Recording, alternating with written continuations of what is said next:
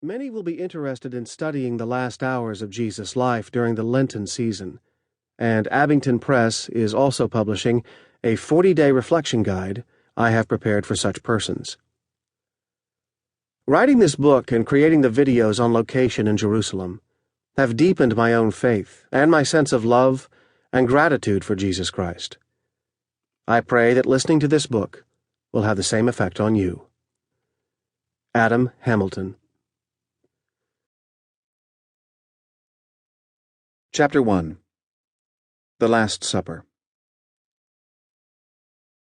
On the first day of unleavened bread, when the Passover lamb is sacrificed, he took a loaf of bread, and after blessing it, he broke it, gave it to them, and said, "Take, this is my body." Then he took a cup, and after giving thanks, he gave it to them, and all of them drank from it. He said to them, "This is my blood of the covenant, which is poured out for many.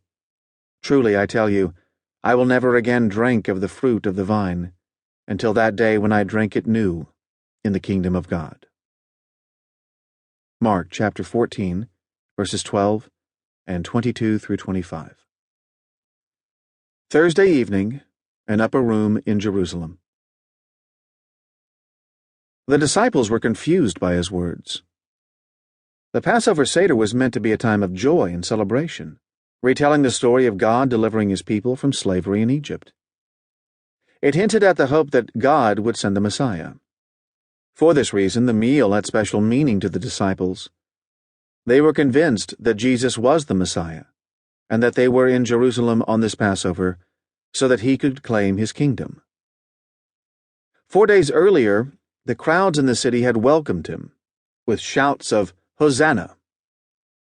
Why then was he now speaking of his blood being shed? What did it all mean? Seldom have the apparent fortunes of any historical figure changed as quickly and dramatically as did those of Jesus in the last week of his life. On Sunday, he had entered Jerusalem to crowds strewing palm branches before him, convinced he was the promised Messiah. By Thursday evening, he was essentially in hiding, as the city's religious leaders plotted his death with the help of one of the 12 disciples who had been closest to him during his public ministry. Jesus, of course, knew what was coming. He had foretold all of it, although his disciples never understood. The events of the last 24 hours of Jesus' life would test those closest to him, and they would fail. Jesus had arrived in Jerusalem after walking with his disciples the approximately 75 miles from the area around the Sea of Galilee, where he had spent much of his ministry. He had come to celebrate the feast of Passover, and he had come to die. He entered the city from the Mount of Olives, riding a donkey on which some of his followers had laid their clothing. Throngs of people hailed him, shouting, "Hosanna to the Son of David! Blessed is the one who comes in the name of the Lord! Hosanna in the highest heaven!" Matthew chapter 21, verse 9. In essence, they were saying, "Save us now, Jesus. Deliver us." Jesus looked around the city and then, as evening approached, went back to Bethany, on the Mount of Olives, to stay the night. See Mark chapter 11, verse 11. The next day he made his way to the temple. There, in the outer court of the Gentiles, where all nations were invited to pray, he watched as people bought and sold goods in what amounted to an open marketplace, and he became visibly angry.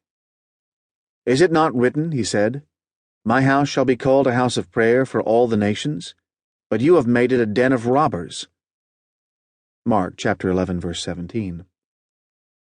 He overturned the money changers' tables and drove out the merchants.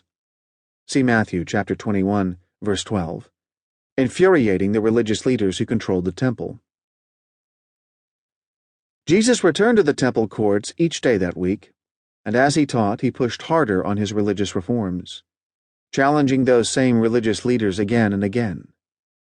"Woe to you, scribes and Pharisees, hypocrites," he said, "for you are like whitewashed tombs, which on the outside look beautiful, but inside they are full of bones of the dead and of all kinds of filth." Matthew chapter 23.